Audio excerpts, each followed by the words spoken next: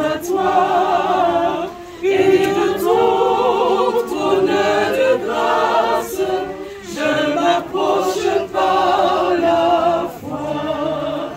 Je t'apporte ma souillure et toi gloire à ton Seigneur. Tu laves mon âme est pure, tu m'accordes ton pardon.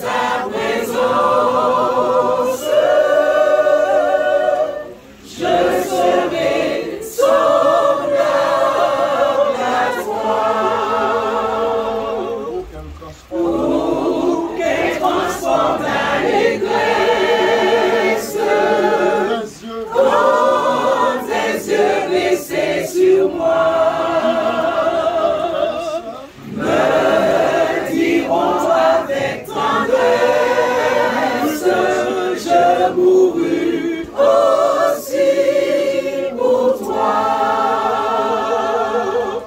Oui, dans ta magnificence, je te verrai divin roi. Pour toujours en ta présence, je serai semblable à toi.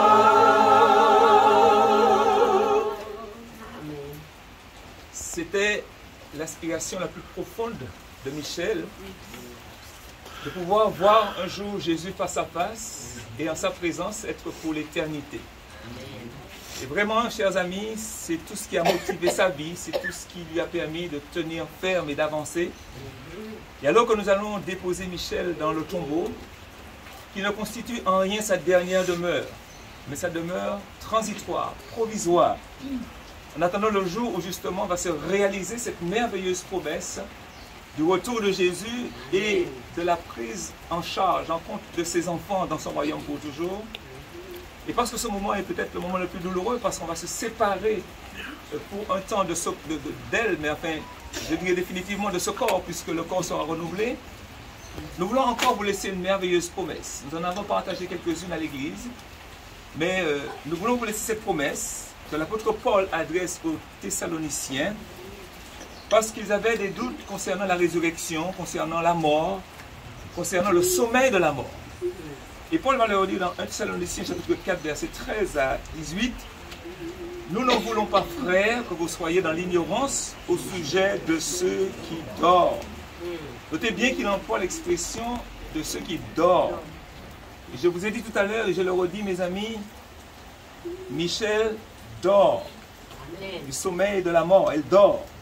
Donc il dit, je ne veux pas que vous soyez dans l'ignorance au sujet de ceux qui dorment, afin que vous ne vous affligiez point, comme ceux qui n'ont pas d'espérance. C'est parce que nous avons cette espérance, nous ne sommes pas affligés, nous sommes attristés, nous sommes chagrinés, nous pleurons, mais nous ne sommes pas affligés, nous ne sommes pas désespérés. Amen. Car il dit, si nous croyons que Jésus est mort et qu'il est ressuscité, ce que toute la chrétienté croit, nous croyons que Jésus est mort et qu'il est ressuscité, il dit, croyons aussi que Dieu ramènera par Jésus et avec lui ceux qui sont morts.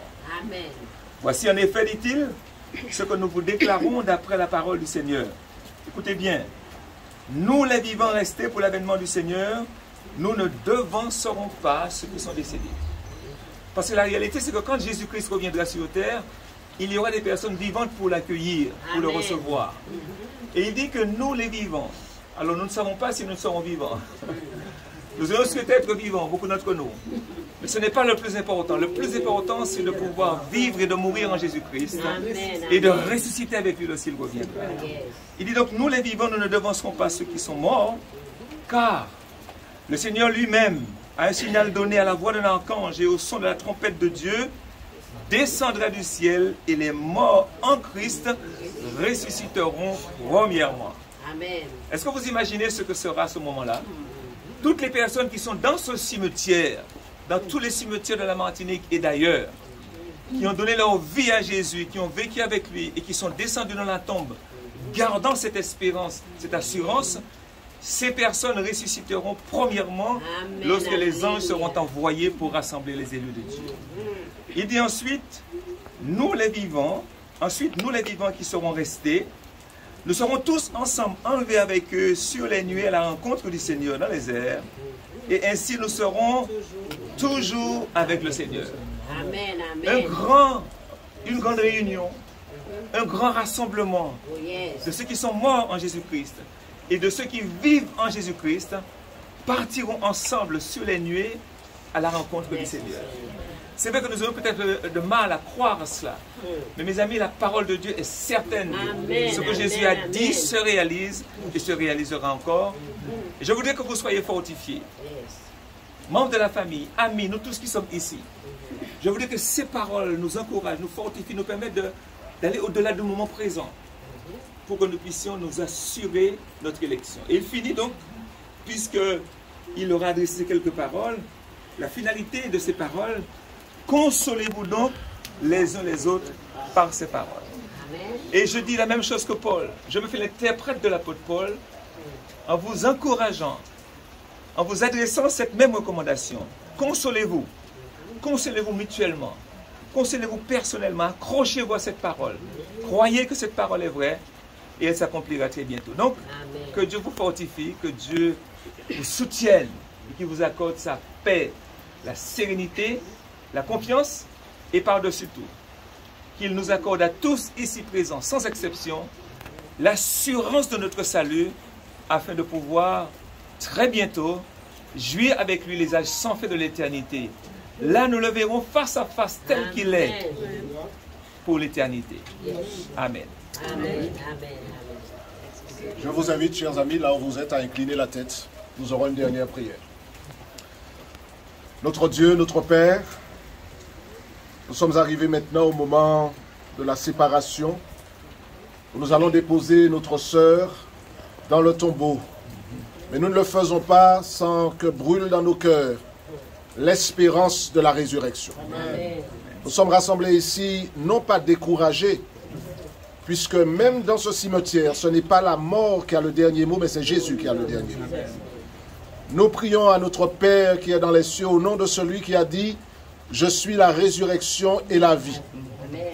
Alors Seigneur, dans nos cœurs, permets que demeure cette bienheureuse espérance de te voir apparaître un jour, conformément à ta promesse. Amen. Sur les nuées du ciel, venant chercher tes enfants. Nous savons que la mort ne pourra pas retenir prisonniers, Seigneur, ceux qui se sont endormis avec l'assurance qu'ils t'appartiennent. Alors Seigneur, hâte ce jour où tu reviendras et où la mort n'aura pas d'autre choix que de capituler devant la puissance de la résurrection. Alors Seigneur, nous te demandons de soutenir la famille, de nous visiter dans ce moment particulier.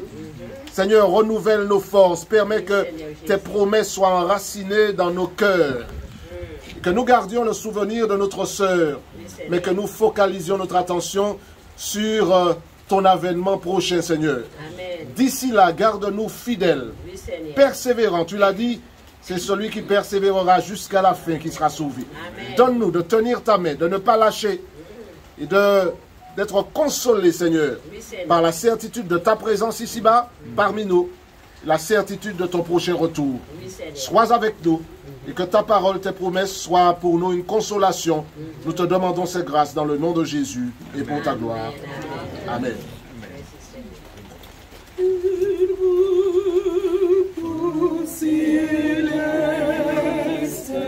Jésus, d'être à toi, à toi, la mort et la vie,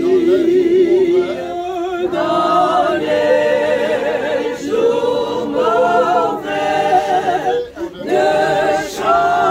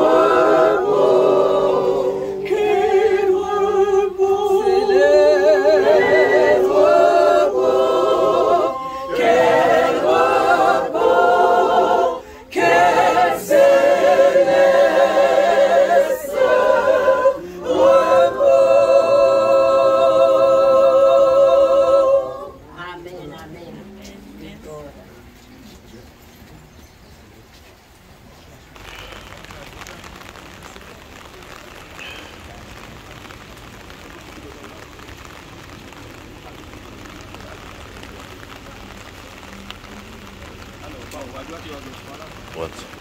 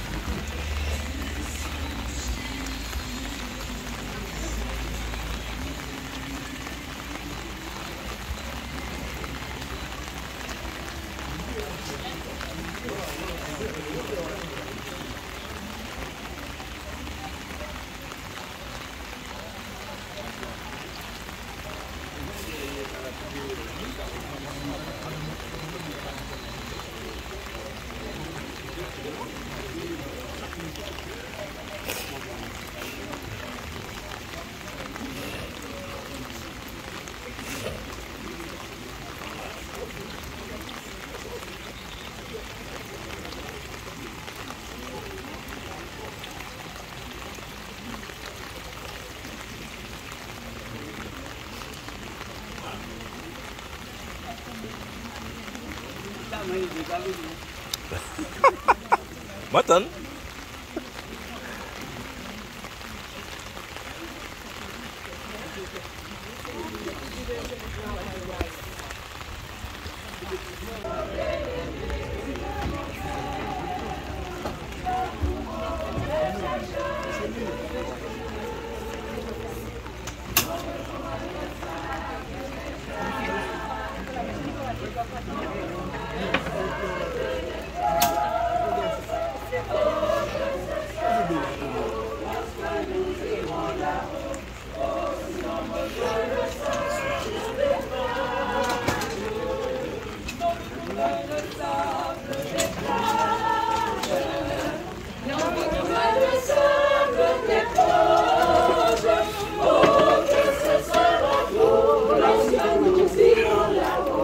Oh,